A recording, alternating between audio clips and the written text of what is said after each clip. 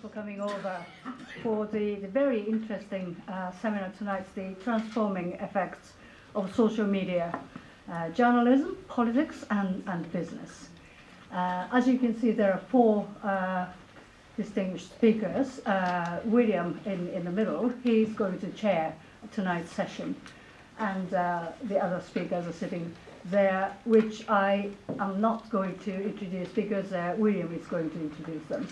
So can I just quickly introduce William Horsley? He's a very good friend of Daiwa Foundation. We have asked him several times to either be a speaker or chair the seminar. He is UK chairman of the Association of European Journalists and international director of the Centre for Freedom of the Media at the University of Sheffield.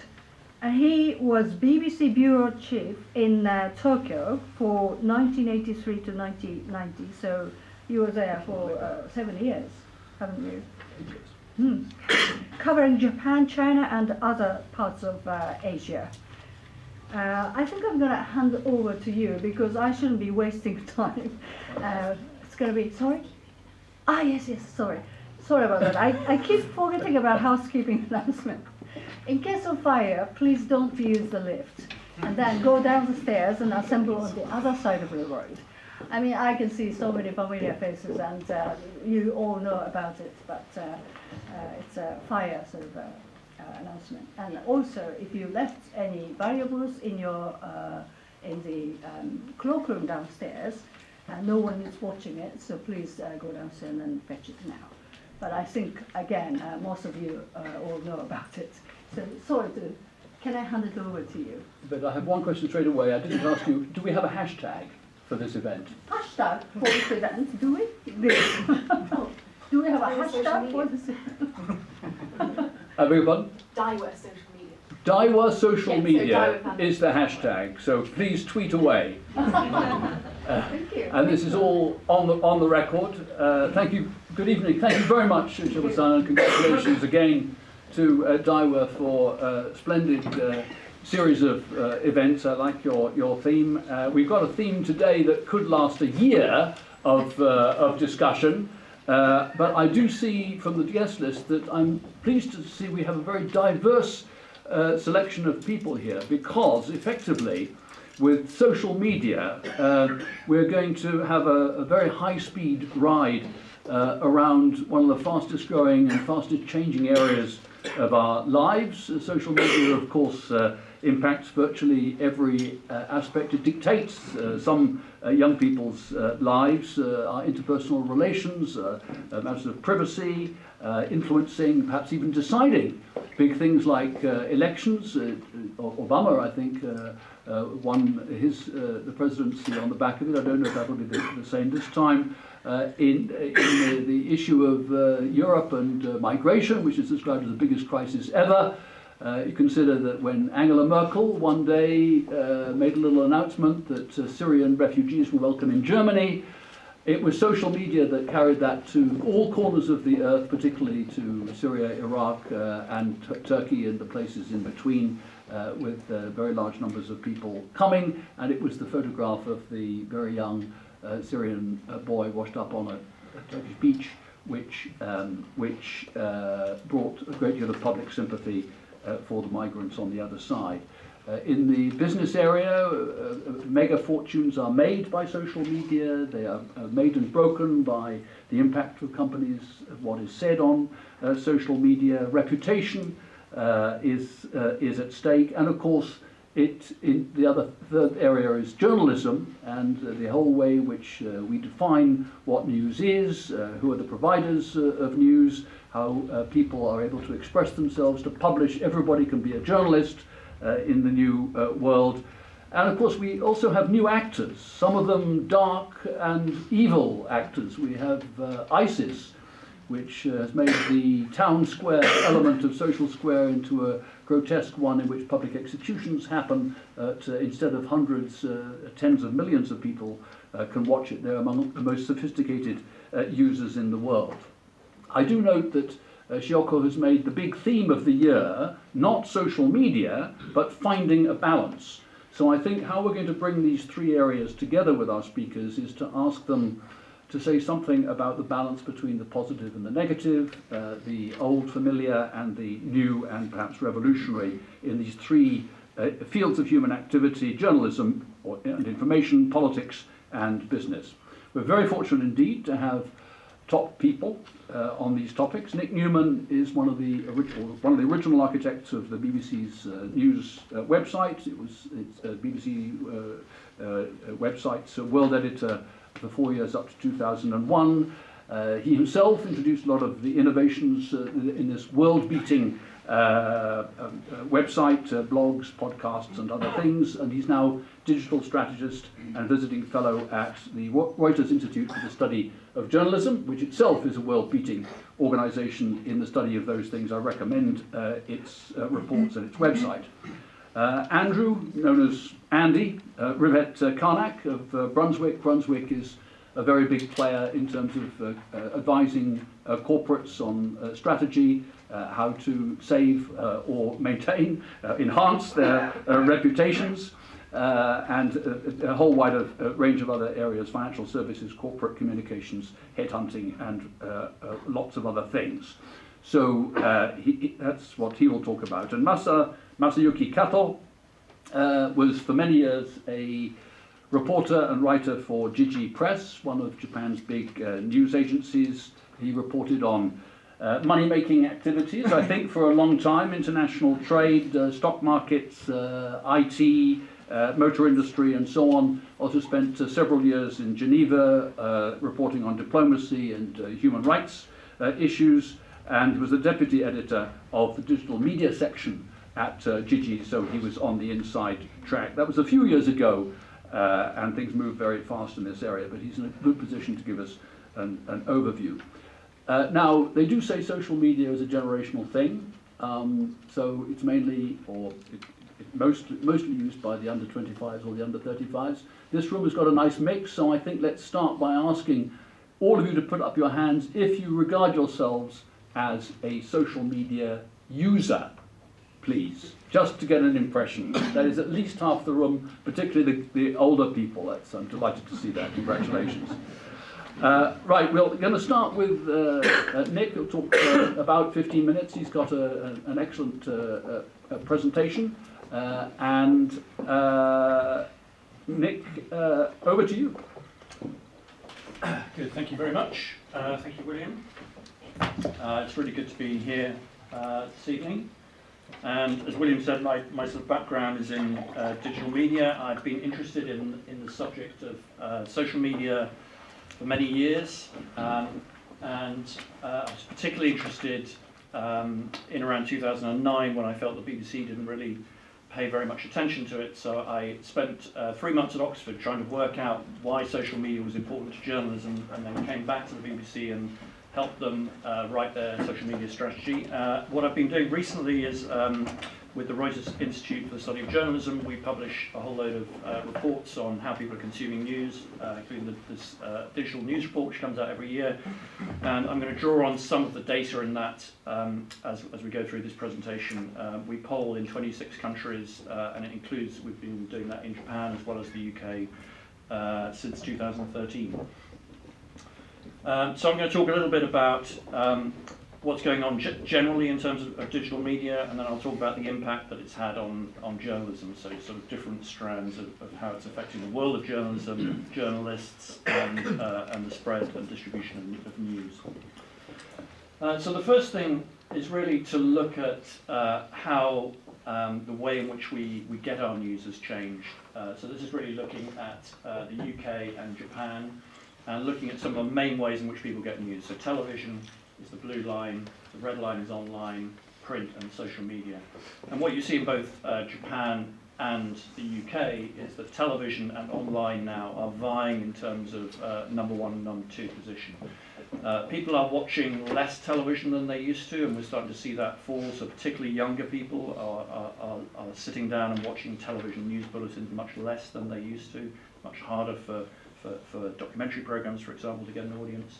But the main change that we've seen has been the decline of print. So the decline of print has been much more rapid in the UK, as you see, that's the green line, and the rise of social media as a way of discovering news. In fact, this is, are you using social media as a source of news? And in the UK, we now have around a third, so 36% now say social media, every week they're using social media as a way of discovering news, as a source of news. In Japan, slightly less, but still 21%, and I've just seen the data for 2016, and that's risen quite sharply. And then in terms of what do we mean by social media, well, obviously we mean social networks, but what's interesting is that you're not always using the same mix of social networks depending on the country, and not to the same extent. So actually culturally, we see enormous differences, with Japan at the bottom, and Brazil at the top. So you see the Brazilians are unbelievably social in person, and they are also unbelievably social online. So 70% of them, for example, are using Facebook. Not just using Facebook for news, for finding news, discussing news in an average week. Japan, interestingly, is the only country where Facebook is, of the ones we look at, where Facebook is not the #1 social network. It's actually YouTube, so more sort of visual network, and Twitter is more popular than Facebook, and we think this is because Japanese feel less comfortable at expressing themselves openly around politics in public. In fact, on Twitter, the Japanese use significantly fewer real names than people in other countries. And obviously Facebook is a network that demands that you use your real name. So that is changing, but we think that's one of the reasons for that. So different range of networks, and different countries have embraced social media at different rates. This is just a list of the top social networks in each country for news. The British, by the way, are also not particularly prolific in terms of social media. We're a little bit more Twitter heavy than many other countries. We use Facebook a little bit less, but that's again changing and moving more to Facebook. And they're the ones. So just worth mentioning that Line is very significant in Japan, whereas here the messaging applications that are more used would be WhatsApp, for example. So again, we see some things which are common, like the use of Facebook, and some things which are different. So moving on to some of the ways in which social media has changed journalism and changed news. And obviously one of the most dramatic ways is the way in which news is broken. So increasingly people talk about news being broken through social media. And I guess citizen journalism emerged as a term in sort of the early 2000s. Maybe the tsunami, people were taking pictures on their video phones. And then a whole succession, I think the 7/7 attacks in London was the first time that camera phone footage ended up at the top of the BBC television news, for example. That was in 2005. But those individual bits of personal media at that time didn't really have networks that then joined it up and allowed those citizens to distribute that media themselves. So what really changed was really the emergence of these networks, and particularly Twitter. This was the sort of famous photograph which kicked off, I guess, eyewitness news on a huge scale. So this was a Danish guy called Jonas Krums, who's Danish, who was on a ferry on the Hudson just as the plane came down. He was the first person to take a picture, and literally within seconds that was around the world on Twitter in 2009, at the time that network was taking off. And this was really the moment that journalists realised, because the official journalists from the New York Post and the New York Times took half an hour to get there. So basically, for the first time, social media had really scooped and delivered this news to people far more quickly. That was a real light bulb moment, I think. And then since that, we've just had a succession of events where now by default, almost the first place you go to find out what's happening when there's a really big story would be social media and Twitter, for example. So, for example, in the Paris attacks, I'm sure you've sort of seen many of these images. I suppose the difference now is it's not just text, it's not just still pictures, it's increasingly videos. So the video that of the French journalist, in fact, who was holding the iPhone out of his window taking pictures of the Bataclan. Then you had somebody using Periscope, which is a new video network that only emerged last year. filming many of the same scenes, but essentially he was like a one-man 24-hour news channel. So he had 10,000 people coming in for his live stream at one stage, and there were 3 or 4 of these people streaming live. And then many people, of course, will have seen the explosions in the Stade de France, relayed by a 6-second clip of looping video through the social network Vine. Social networking and eyewitness news has become much more visual. All of these new tools have emerged which enable citizens not just to post pictures now, but to take videos as well. So some people are kind of calling this the growth of the video-enabled social networks, and I think it's genuinely true that when it comes to breaking news, that they're starting to rival 24-hour news as the most compelling and authentic destination for live news. So it's no coincidence that live news channels such as Al Jazeera in the United States are closing down. Even the BBC is talking about merging or reducing its effort on live news, partly as a result of these trends. And the other thing, of course, which has emerged was this mode of soul searching for journalists. If citizens can do this eyewitness, then what's our job, you know? And increasingly, actually, it's interesting that journalists from traditional media organizations now see their role in these situations almost as verifying what is true and what isn't true, rather than breaking the news themselves. So a kind of good example of that was, and this speaks to the issue of balance that William was talking about earlier. The downside of social media is that, yes, it gives us access to things much more quickly and a huge range of things, but the question is, can you trust what you see, and can you trust it without the context that's provided by journalists? So, for example, the first one was an image that went around Twitter which showed the Eiffel Tower going dark, and everyone said, well, this has gone within an hour, this has gone dark, in sympathy with what's been happening. In fact, it goes dark every night, and so this was just a bit of mistruth, or it wasn't a particularly important one. But as you know, there were other things that were spread that night, including passports allegedly of someone who'd come in from Greece, which turned out not to be true much later. So traditionally, journalists would have sifted that, controlled that information, and only let it out to the public when they knew it was true. In social media, that stuff is just out there, and you have to deal with the consequences.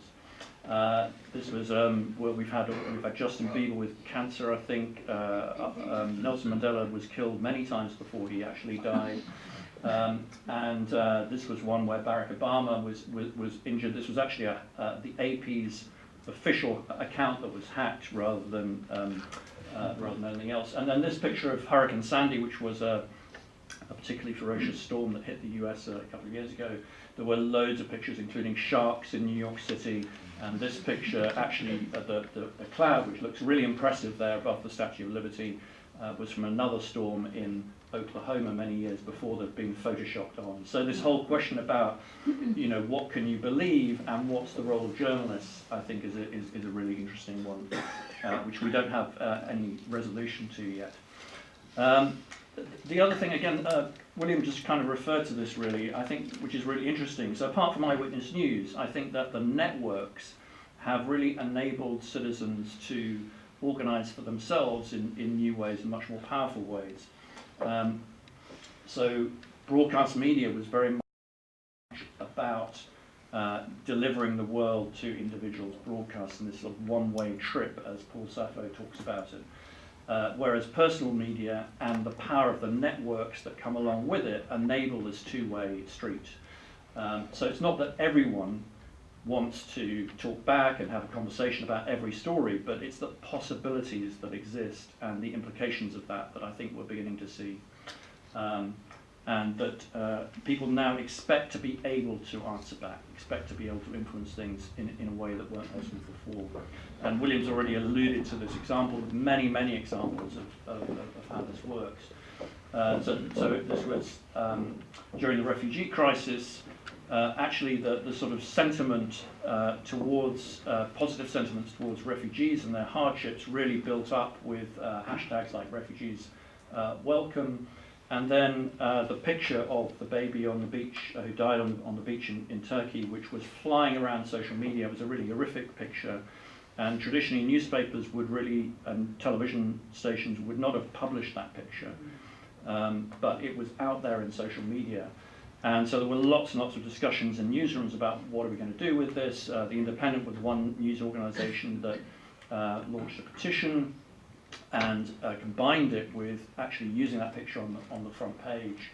And so really what we're seeing is actually, it's not social media itself or on its own, it's normally in conjunction with mainstream media. In this case, the campaign was happening in social media, and newspapers then amplify that. And the result of that is that David Cameron in the UK has to backtrack and insist that the UK were going to accept thousands of refugees, which a few days before he wasn't prepared to do. So that's a combination of the sentiment in social media amplified by the newspapers and those two things working together. So politicians, and again this is a balance question for good and for ill, have to respond much more quickly. They have less time for reflection. I'm sure Andy will talk more about that later. It's one of the consequences of what we're seeing. The final thing I wanted to talk about is distribution and discovery. I've sort of alluded to this already. So I think what's been really interesting is the combination of the mobile phone and the power in the mobile phone and these enormous global networks. And they really are enormous. I mean, 1.5 billion active users on Facebook a month, over 1 billion people using Facebook every day, who are actively going and checking their news feeds. YouTube has over 1 billion, Twitter about 320 active users, and as we've seen, that's not the end of it. In the last few years, we've had a whole load of other networks targeting at specific, much more visual networks quite often, niche networks. So Instagram for pictures, and then video, Vine I mentioned already, Pinterest for pictures, Snapchat, ephemeral media. And then we've had the messaging applications. In many cases, these new messaging applications now becoming full-scale social networks in their own right. So WeChat, Line, Viber, and all the rest of it. And what's that has enabled is individuals not just to create media, and indeed any of us to create media, but also to distribute it without having to rely on traditional media organizations. You can bypass those organizations and get extraordinary audiences. So just one example, this is actually a traditional media organization, but it could be any piece of media that is compelling and resonates with people. This was an interview that was on Newsnight on BBC Two. I don't know, anybody have any idea how many people watch an average edition of Newsnight on a Tuesday night, roughly? It's about 400,000, yeah, now. So it used to be above that, 600,000. But this particular interview, which came from one of those broadcasts, got over 10 million on YouTube for a 17-minute interview with comedian Russell Brand, because it really, really resonated, and people distributed and shared that themselves. So it found its audience through social media rather than traditional broadcast. So when you have, it just shows the power of these new distribution networks when you have content that is relevant and really resonates. And this is really what's been driving a lot of the new global media brands that we're seeing emerging. So BuzzFeed is a sort of classic. Giorgio Peretti, who started BuzzFeed, talks about the various stages we've been through on the internet. So it used to be portals like Yahoo, and then it was search engines like Google that were in charge, and now he says it's moving to social, and social is the new starting point. In fact, of course, it's really a balance of all these things.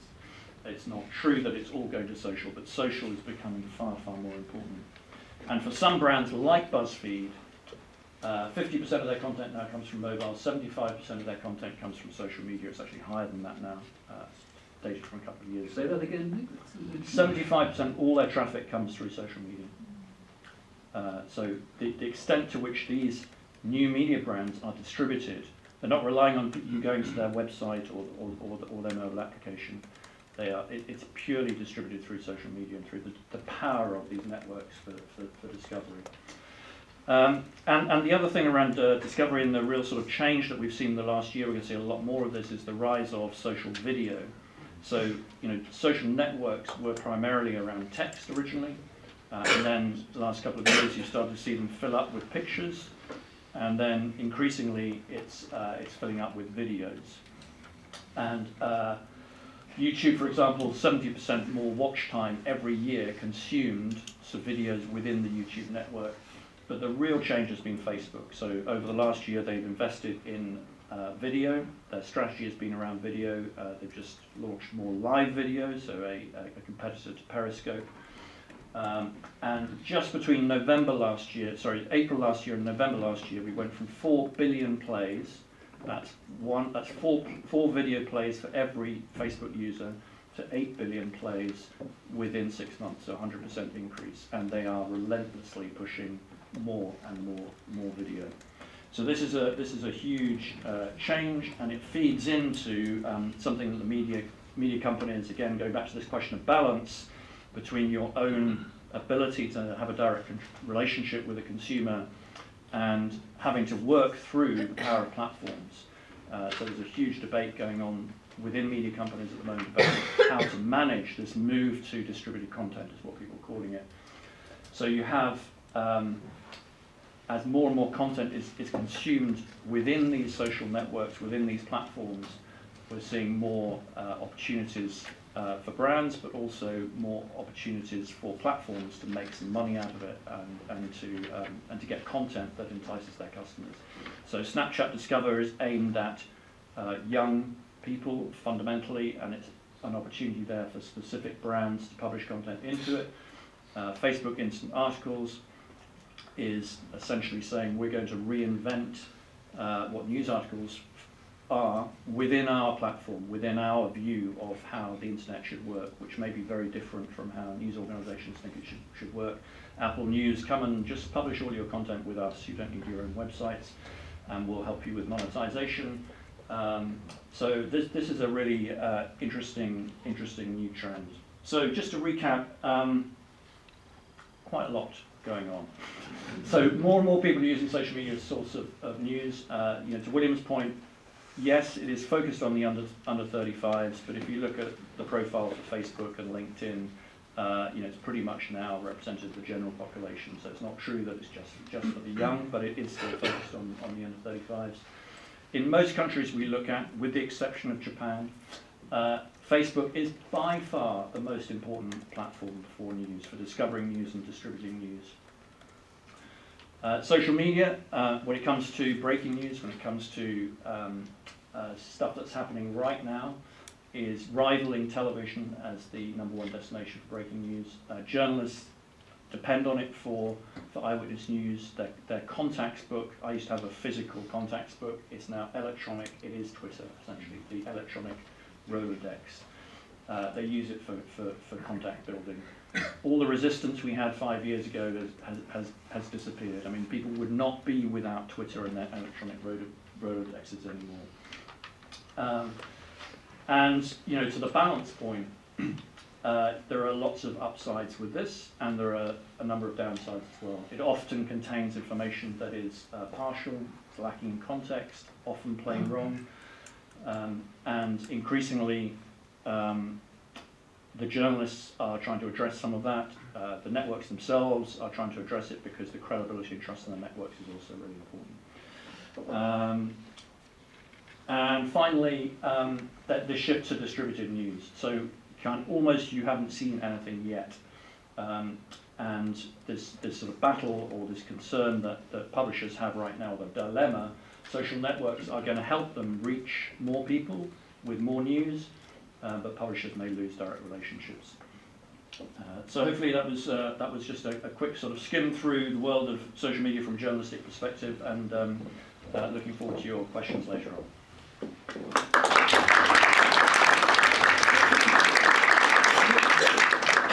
Thank you very much, Nick. I'd say that was sufficiently terrifying for you. I remember one of your events at the Reuters Institute, a well-known figure from old media saying to a well-known figure from new media, "You guys have got us over a barrel. You're going to put us out of business, aren't you?" I think what you said really illustrated that, and also the cultural points, which I hope we'll come to later, because this is very much an international thing. And of course, the thing about social media, even more than regular media, is no respecter of boundaries, so it is utterly global. And that's a very nice point on which to bring Andy, because his company is global, and the cultural elements come into play, and it's a matter of life or death for businesses, isn't it, Nick? Yeah, it is. What I would say is, as my introduction is, at Brunswick, we advise companies on how to manage their, well, organisations, let's say, on how to manage their reputations in this environment that Nick has just described. And so I think the one of the things that I would say as my sort of intro, if you think it's all changing, it's a very noisy, disrupted, messy space in terms of where news is shared and reputation are played out. Just think how scary that is for an organisation that is a historic legacy organisation with communications and marketing verticals who are used to and staffed by people who are used to sort of 8-hour or 1-day news cycles, whereas now we're dealing with an expectation for sort of instant communications. That places huge levels of expectation and fear on the kind of organisations that we are talking to every day, because it's a different world, and it's not enough to just have a conversation with the journalists from the Financial Times or the Today programme. It's a much more messier situation. Now, did you just use a heart push, or is there a... I just used a heart. Okay, fine.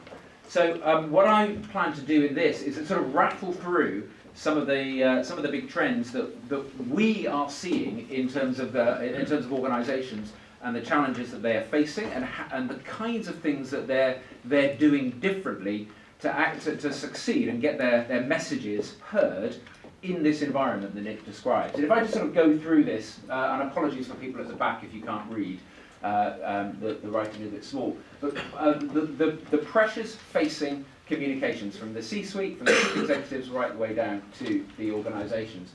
Where we say the top left portfolio, reputation is touching on every part of a business now. Everybody in the world is a potential communicator or commentator, and so every part of a business is now has that understanding that it is customer facing potentially. So that's the first thing. Reputation touches everywhere. Media, as Nick has said, platforms have fractured, exploded. News organisations, and just to give an example, Brunswick, we look after the Daily Mail, Trinity Mirror, and ITV, and the BBC, amongst some of our broadcasting clients, and this is absolutely something that we are hearing from them left, right and centre. The growth is in the newer platforms. It's in the BuzzFeeds, Quartz, Business Insider, Forbes. These guys are hiring, but the traditional media organisations that we used to covet our relationships with, it's a sort of attrition and death by 1,000 cuts in the newsrooms there, where they're sort of atrophying journalists who are becoming more time poor and less expert on the topics that they're covering. So the sort of expectation on us as the guardians of our clients' reputations is to educate continually the people that we're talking to and look for new ways to make sure that what they write is at least fair and accurate. Pace, as we've said, the real-time element of news. How do organisations, whether they're for-profit or whether they're not-for-profit organisations, how do they cope with this pace of news and the demand for them to be able to respond? And the other thing here, from an audience perspective, I would say since the crash of 2008, there is a market shift in terms of attitudes towards business. There is a much higher level of general distrust towards anything that is said by our client base. That's just the nature of the beast. So within that, there is an expectation that organisations as a whole will be more transparent and will engage with audiences who ask questions of them, which itself places huge organisational challenges on organisations. And then as we go on here, within the organisations, where we say human capital, there is a lack of specialised talent.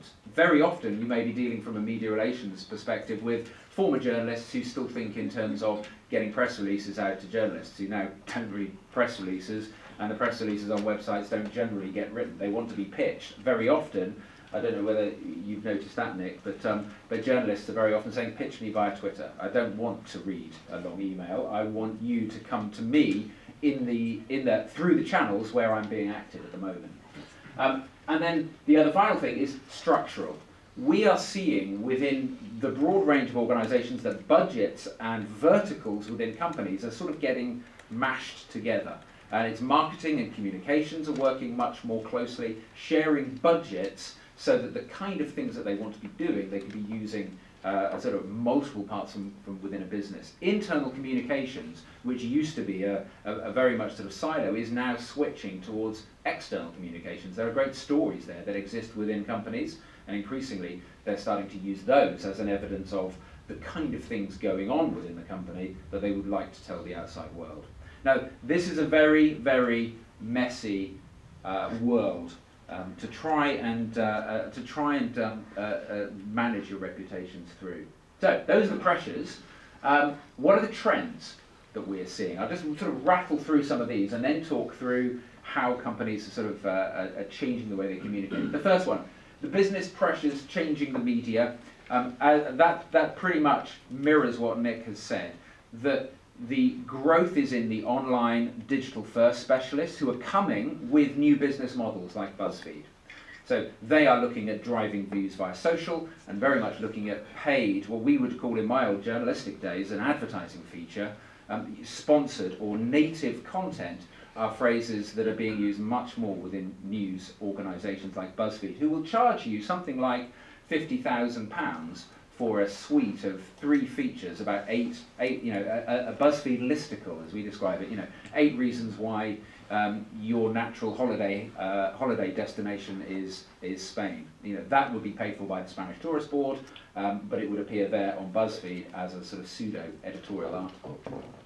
So the next piece, perishable content. The half-life of a post on Facebook, you'll be getting about 75% of your readership within the first 3 hours. After that, forget it. It won't reach the audiences that you want to be getting to. The half-life of a tweet is about 4 times quicker than a post on Facebook. So within this sort of environment, we as PR advisors will work for weeks to get that piece in the newspaper for our clients. We work really hard, and so do they. And there it is. It appears on the website, but it's gone off the news. Off say the Telegraph within 72 hours. It sort of fritters down to the very bottom, and then the only way you'll ever find it is if you're on the site looking for that article, or if maybe it is appearing on Google searches. But that is a bit of luck rather than intent very often. So how do you make sure that you get as much reach as possible in this environment where things disappear so quickly? Visual content, we've talked about video.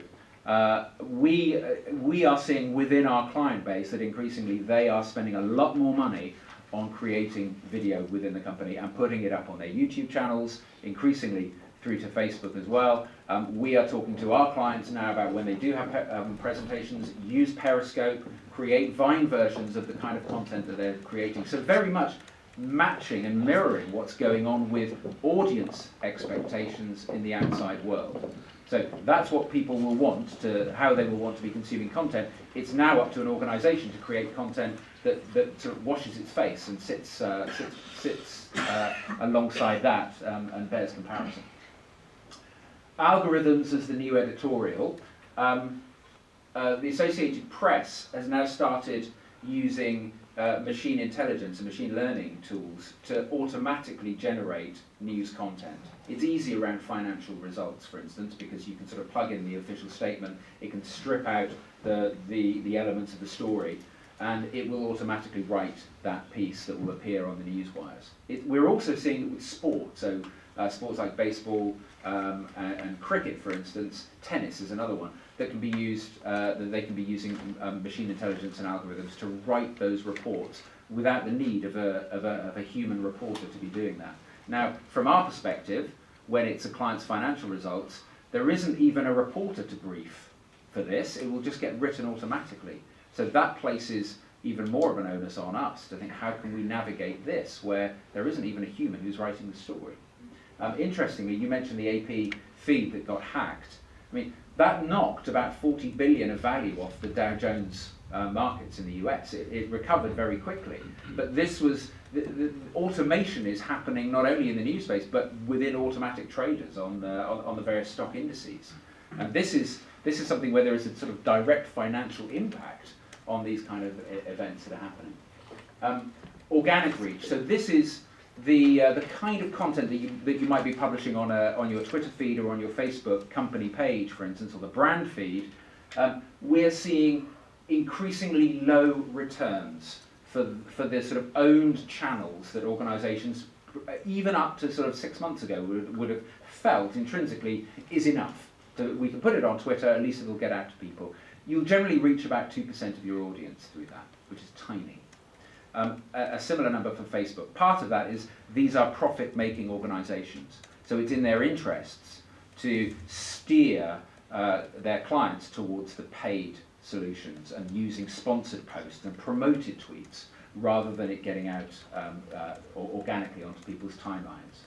And then 2 more here. The second screen in the boardroom is there was, again, up until a couple of months ago, maybe a year ago, an expectation that the C-suite, the sort of senior executives, are still reading newspapers, reading the Financial Times. Increasingly, we're hearing it from our clients. They've all got devices and tablets and are actually looking at the content through that. You may be able to reach your CEO of a company that you want to get to through Facebook because they're looking at that in the evenings. So it's a definite sort of changing dynamic there in terms of how individuals are getting the media. And then finally, digital coming of age within the enterprise. So within the organisations that we are talking to, it's a case of the digital is now being used not just for communications, but actually the social business. So using digital communications to make the business more efficient, to collaborate across divisions. And that's something that we are finding is becoming increasingly used by organisations that are very hungry for cost-saving, efficiency improvements. And the internal channels, we didn't talk about enterprise networks like Yammer or Jive or Huddle, for instance, that are being used by organisations to talk internally and to collaborate better. So, those are the trends. Within that, we are finding that there are implications for organisations more broadly. The first one here, where we say pitch but publish, effectively go to the media and hope that they will cover you and feature you, but be aware that it will disappear very soon. They may not have a human writing it, and that human that writes it may well not necessarily get the end of the story that we would want them to be using.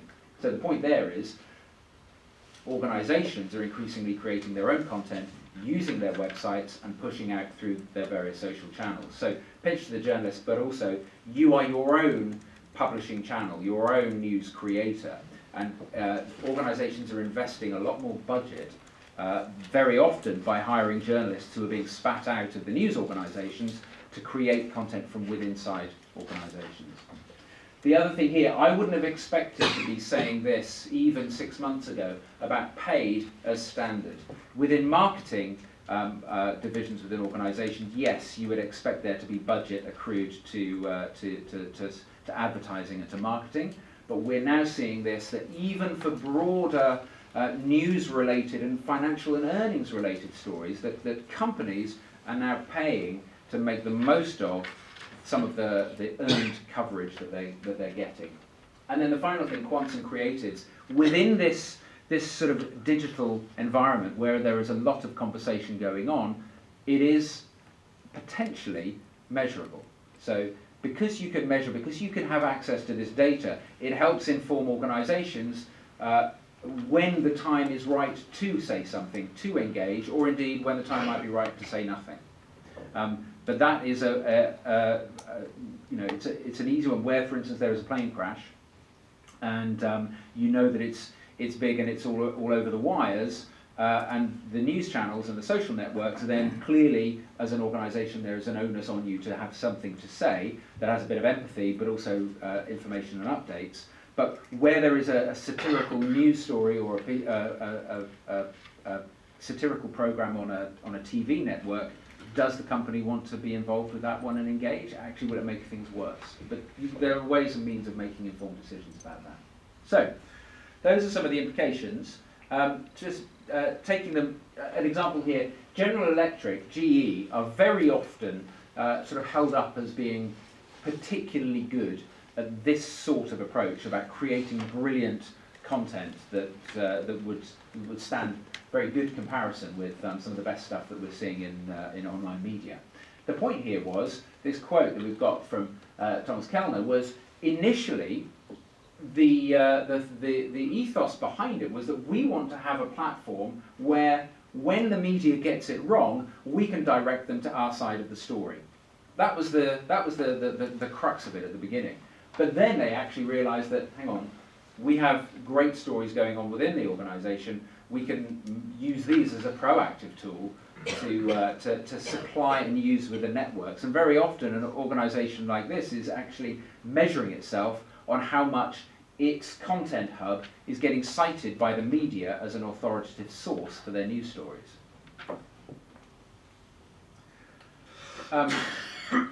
We call this the boom and bust cycle of news. You work hard to get covered. This is the sort of old model, which is you get a sort of a mini spike when you get mentioned in The Guardian or in the BBC or Reuters, for instance, but afterwards it just disappears because the article is gone and people have forgotten it. And so this is why we're now talking to a lot of our clients about the paid support point. So when you get that coverage, how are you making sure that you're making it work as hard as possible and get in front of these audiences who are very sort of time poor and looking at their media across multiple channels? And this is where we're looking to get people towards, where it's a sort of cumulative approach, so that you get the pieces of coverage are then promoted so audiences are sustained beyond that 72 hours. It takes budget, that's the point. So for us, it's a case of explaining what the return is on that kind of investment. A good example of using paid here, we work on a lot of mergers and acquisitions and deals, some of them worth tens, often multiple tens of billions of dollars. In this case, and this is, by the way, very dry subject matter, but here we were working with a client, Syngenta, who are an agribusiness, crop science. Monsanto wanted to buy this organisation. We actually didn't want to be bought. We thought that the price was too cheap. Actually, one of the key pieces of tools in our armoury was a specific deal microsite that we built that was full of interesting content, principally video interviews, where we took a very editorial approach and used the content of those interviews to inform how we talked about it on social. For instance, the chairman, in that video interview, used the phrase, "They're trying to buy us on the cheap," which lends itself very well to the tweet, which then became the headline on Reuters, fun enough, which was fantastic for us because Reuters gets very, very good traction on social, partly because the content is syndicated to so many news outlets around the world, but it does very well, so works from a search perspective. We use Google AdWords to promote this site. So we were actually marketing the website for people looking for search terms like Syngenta and Monsanto, the two companies involved, or indeed Syngenta and share price. So looking to capture search traffic to drive those audiences to the location online where the content sat. The point here is you would normally expect there to be a very sort of brief spike in terms of audience interest, but in this case, as we say there, 10% of that traffic was coming through Google AdWords. Again, I wouldn't have expected to be doing that just 8 to 9 months ago, but the opportunity is there. Even around very sort of dry content. So this is an example from France. It's Ubisoft. So this was a case here where Yves Guillemot, the CEO, had a fantastic interview in Les Echos. We use Outbrain, so this is the sort of news syndication box that sits underneath articles on websites. You may see those when you're on news sites now. Underneath the article you're reading would say, you may also be interested in these stories. Now for this, we had a very good article that was explained the company strategy and through the eyes of the senior executive and the leader who was talking it. Well, we put about 10,000 euros of marketing budget to promote the story in these Outbrain boxes, which then which translated into a lot more pickup of that positive article further down the line. And this is very much making the most of the fact that the story would disappear off the Les Echos website within 72 hours. Now, the final piece is this point about data-informed decisions. As we say, a really good quote here from Brian Solis, I'll read it for the people at the back. If you're a business, the takeaway is that sharing without analytics is essentially useless. That engagement is not as valuable as insight, and that seeing things in context is more important than being popular. And then on the other side, we've got a quote from the McKinsey Quarterly here, which is, even as marketing reaches new heights with technology-enabled measurement, the importance of the story still hasn't diminished, but ways to tell it are morphing as the stuff of storytelling encompasses richer digital interactions. So within this space, we are advising and talking to our clients about how you can still be creating the content, use the data and the insights from the audiences that you're seeing to tell you exactly sort of how to approach it. And just two examples here. When I talk about the use of algorithms to write news stories, one thing that they can't change is content that is created by you. So in this case, when Pepsi had their financial results, we did an infographic around this. And we used that, funny enough, we gave it to BuzzFeed, who drove an awful lot of traffic for this piece of content through their various sort of social pickups. As we say here, I think it was sort of an engagement rate 5 times higher than their best performing tweet in 2014 because it was picked up by BuzzFeed. But the point here is that gets embedded into a story, even if it is written by an algorithm, they can't change that content. So this is something that you own and is then embedded into the piece. By the way, even for something like a deal microsite, we have very good analytics on the pieces of content that are downloaded. Invariably, it's not the press release, it's not the swanky prospectus, it's the infographic, which is the most important thing, or the most popular thing that's downloaded the most. That's what there is a real sort of appetite for. And then finally, you may not see John Oliver's Last Week Today show in the US. It's a very satirical, a bit like Have I Got News for You in this country, a bit like The Daily Show. We were working with Gap at the time, and there was a expectation that there might be a piece on this show relating to working practices overseas, which, you know, for the garment industry is a big issue. This was a question that was asked: do we need to engage in whatever happens around this show, or don't we?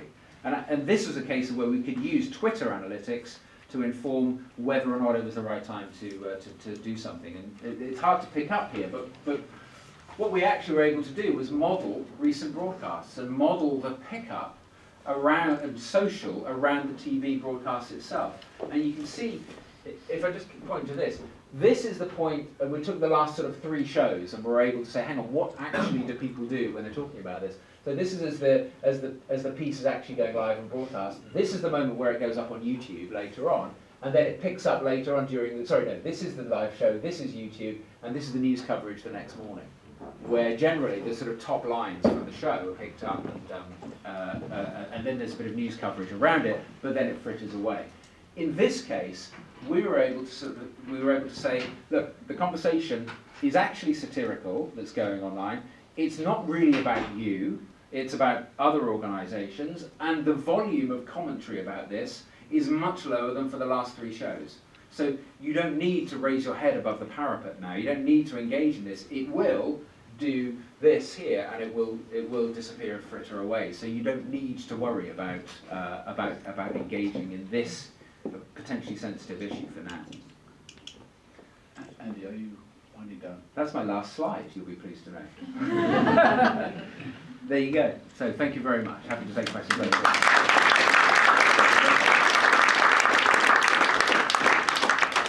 So another example of transformational effects, and a lot of old business models, journalists no longer needed, new ones taking their place.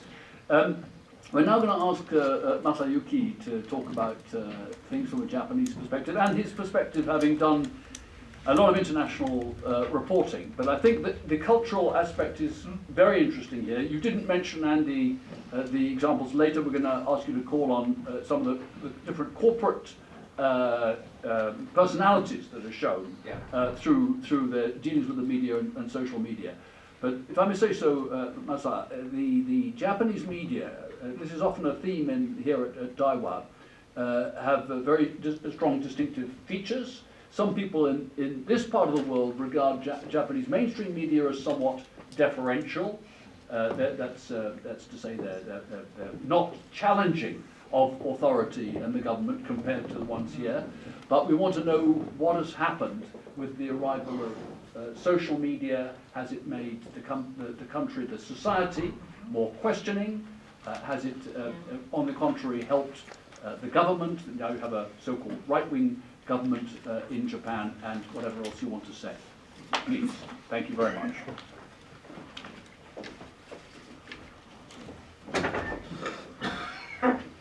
Good evening. Okay. And first of all, I have to tell you that, beforehand, I'm not a specialist of the so-called social media, and now I'm not a full-time journalist, but rather house husband. So I prefer talking about the cooking program in the UK to dealing with the relationship and the Japanese political situation and the social media. Anyway, furthermore, even when I worked as a staff writer for BJG Press, my main coverage was on the economic area, but not in the political areas. Anyway, so I'm sorry for you, but anyway, I try to express what I'm thinking of this relevant issue. In the beginning, yes, I have to say maybe that it's better to, I will come up with my conclusion, my remarks. And social media in Japan are very influential. So influential that their impact now looks like helping to keep the biggest party, LDP, Liberal Democratic Party, Jiminto, in power forever. It seems to me that the LDP, especially Prime Minister Abe, knows very well the power of the social media and use them to attack the mass media. Existence mass media is often supporter of the minor parties, so they hate some. Mr. Abe looks like hating. To make you understand this awful reality, yes, please allow me to talk a bit about my own coverage story. The only Japanese MP, political person, I knew well personally was the late Mr. Shoichi Nakagawa. He was one of the next leaders of LDP, but he died in 2009, age 56, due to illness. But we know he was almost alcoholic and depressed physically and mentally after having lost the MP seat in the general election 2 months before. I covered Mr. Nakagawa as Minister of Agriculture. His first tenure, 1998 to 99. Later, he's got to be known as hardliner hawkish politician, not only for China and Korea, but also for mass media as well. But at my coverage time of him, he was much more milder and tried to keep friendly relationship with journalists. And after his leaving the minister post, I kept contact with him because we were both got involved in the Doha round WTO negotiations, especially when I was a correspondent in Geneva. I recalled that Mr. Nakagawa mentioned often his father, Nakagawa Ichiro. He was very famous hardliner politician, leader, and he was a minister of agriculture as well. But he committed suicide in mysterious situation. And Mr. Shoichi Nakagawa was the best friend of Prime Minister Abe. At that time, he is not the Prime Minister. But they have a similar background. The both have grown in a very famous families in the political world. and had a kind of inferior complex for their father or grandfather. To overcome this complex, they had to be more hawkish than their notable family members. That's their obsession from their childhood. So sometimes they were apparently very aggressive towards medias. In 2005, Asahi Shimbun, a very famous Japanese newspaper, reported that in 2001, Abe and Nakagawa both gave pressure to NHK, National Broadcast Center, like BBC, pressure not to broadcast a program about the comfort women in Korea.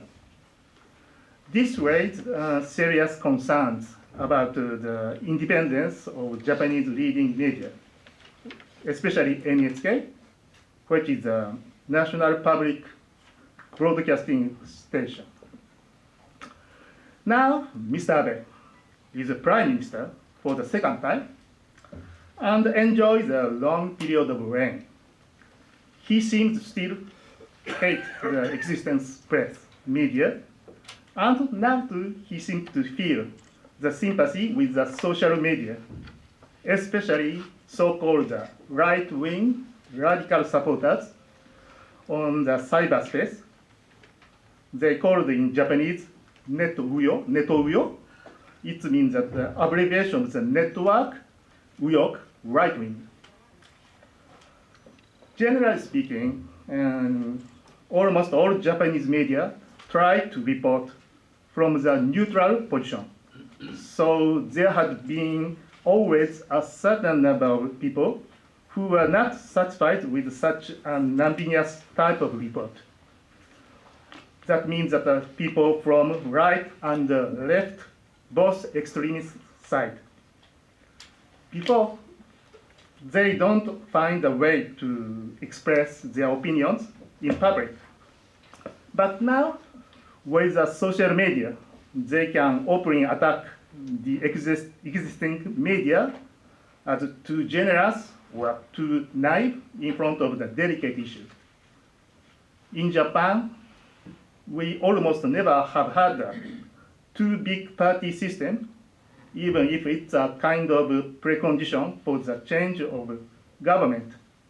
And now it seems that social media's power helps the majority party stay perpetually in the government.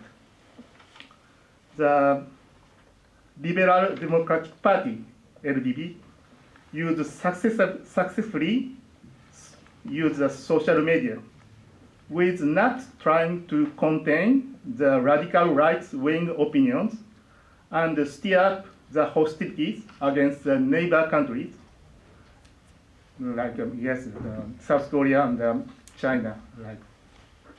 And as for the mass media, Abe's government is always ready to intervene when inconvenient reports for them come up. Recently, some TV presentators regarded as in the left-wing side had to leave their program. We guess there should be some pressure from government side. Of course, social media are often used by the left-wing activists, but their power is always dispersed. And often their opinions are considered as ideological and not realistic. Even worse, the main left-wing party, Democratic Party, Minshuto, has lost the confidence of voters in the catastrophic failure of its recent ruling. For the relationship between the Japanese foreign policy and social media, we have a very interesting example. As you know, between Japan and China, there is a territorial conflict about a small island called Senkaku. In Chinese, Diaoyu exists. And in 2010, a grave incident broke up. A Chinese fisher boat operating in disputed waters collided with Japanese Coast Guard patrol boats. The scene was filmed by Japanese Coast Guard, and just a few MPs, political persons, watched the footage, but not open to the public. But the footage was leaked by an employee of Japanese Coast Guard, and this had a very dramatic effect to weaken Chinese government's protest. Because with this footage, it comes to be very clear that the Chinese fishery boat was very aggressive. We guess that the Democratic Party, at that time the major party, might consider too much Chinese reaction, but we're not sure. Anyway, we can say one thing very clearly, that the Democratic Party didn't realize it's almost impossible to hide such an important evidence if once its existence was confirmed. And the social media have a large influence to form the opinions, public opinions. Compared to previous Japanese government, China has been very active in this area, and in 2010, at the moment of Senkaku conflict, Chinese hacker group Huonku hacked the Japanese government website, including the Ministry of Defense. Most people think this group has some connection with Chinese authority. Now, in Japan, Abe's government knows very well social media's power as well, and try to use them for its benefit. In end of the year, Japan and South Korea reached an agreement to solve the problem of comfort women during the Second World War. But right-wing activists were not happy with this result, pretending it's a product of the compromise, and expressed severe complaints in the social media. It said that Mr. Abe is very concerned about such complaints on the social media, and for the next stage of a highly political issue, it means revision of the Japanese constitutional law, he will keep the hardline policy to please his supporters. So it's a current situation of the social media in Japan and political world. There is not a bright outlook, but it's a reality. And at the end, already Nick has explained that the general situation of the social media. I prepared a bit, but I talk about the a little bit different type of the media, social media. Do you know that Nichannel? Nichannel is not really social media, but a kind of it's translated like a text board. It's a kind of the place we can write anything you want, anything they want. But yes, without censure. So that using this a kind of social media, that network that I mentioned before, that right-wing radical persons very active on the social media. But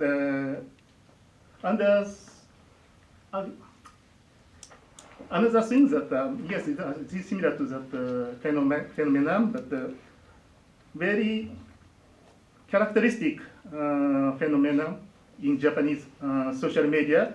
It's enjo. Do you know? Enjo is translated in English as a flaming or under fire. It means that a certain number of the net users attack a person who express an opinion that doesn't please them by writing very insulting phrases, words, and sometimes enforce to shut down the relevant site. It shows that the aggressiveness of the Japanese anonymous net users in closed circle. Maybe that they were suppressed and unhappy in ordinary life. But it's a kind of the reaction. Thank you very much for hearing.